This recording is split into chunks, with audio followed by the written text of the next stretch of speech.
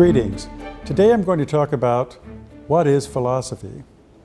Well, as you may know, philosophy's root word in Greek means lover of wisdom. If we unpack that a little bit further, philosophy is in many ways a way of life. It is a methodology of trying to examine the answers to the big questions. That's one way to look at it. Another way is to say that it's the study of the general and fundamental problems concerning reality, existence, knowledge, reason, mind, and language. And it's distinguished from other ways of thinking in that it uses critical analysis and it tries to use something we call conceptual analysis, which is basically trying to figure out how do the big pieces of the puzzle fit together. Another way to look at philosophy is that it is a study of ignorance. And by that I mean, if a question is interesting to a philosopher, it means that there is no absolute correct answer. That is, it's over a subject that we are still somewhat ignorant about. And to think of it in slightly another way, a famous Western philosopher, Socrates, sort of the father of Western philosophy in many ways, put it this way, that the philosopher examines his or her own life. And he went on further to say that the unexamined life, therefore, is not worth living. It's something that separates us from the other animals as human beings. Our deep-seated need to try to figure out what's the nature of the universe, really in everything. So philosophy deals with questions in a very analytical way. That is, it is the study of how to think and how to sort out good arguments from bad arguments, good reasons from poor reasons, and trying to figure out what might be the so-called truth in any given subject.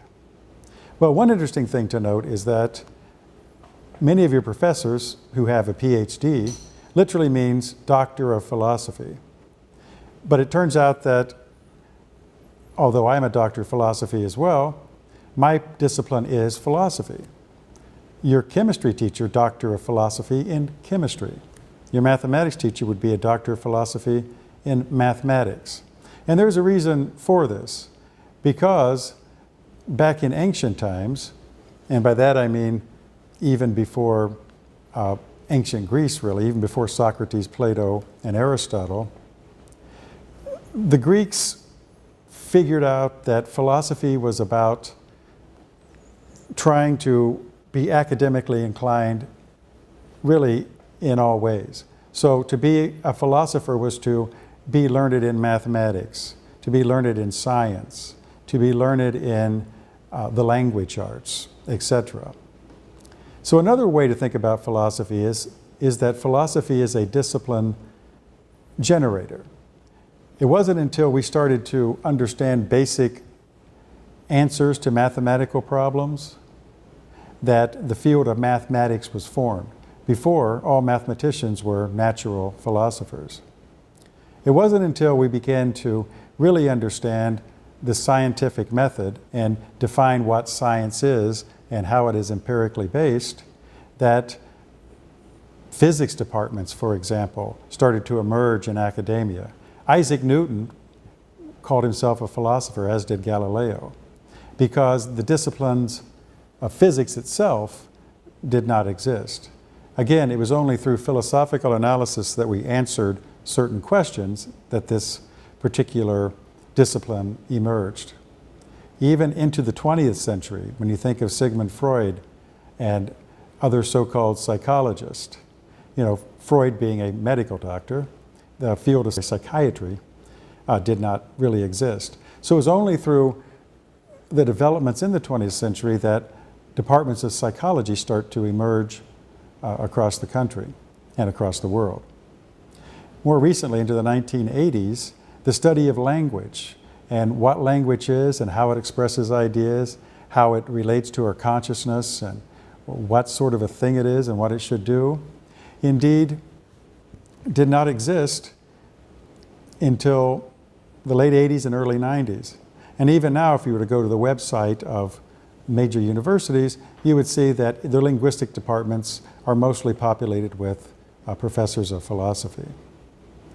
So, in short, philosophy is the study of the big questions. And it turns out that these are the questions that are pretty important to us that we don't have a clear answer to.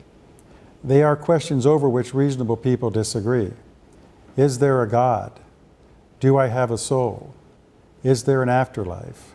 What is the nature of reality? This is what we call metaphysics.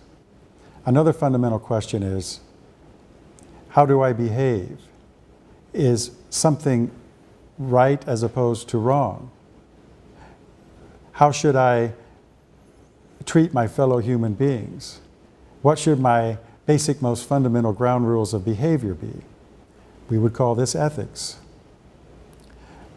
Another branch of ethics is political philosophy. What is the proper form and what is the just formation of our government? That is, how should we govern ourselves? How should we set up our social and political arrangements? And what would justify them as being correct as opposed to incorrect? This would be political philosophy.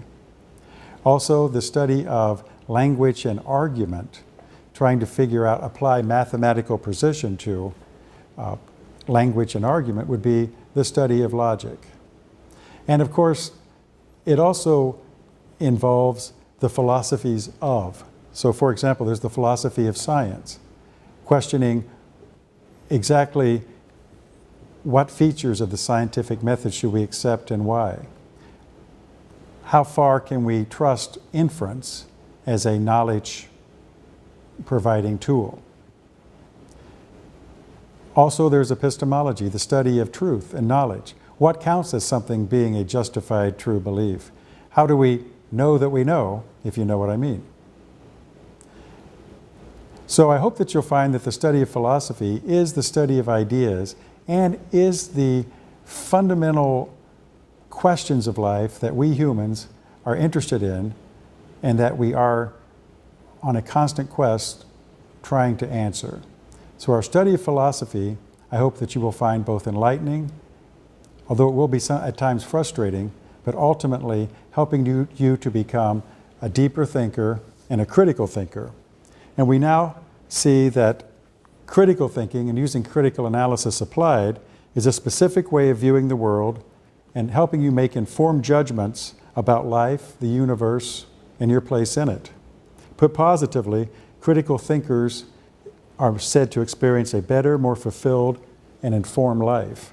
That is, by studying philosophy, you'll learn about yourself and you'll learn how to make better decisions throughout your life. I hope you enjoy this section.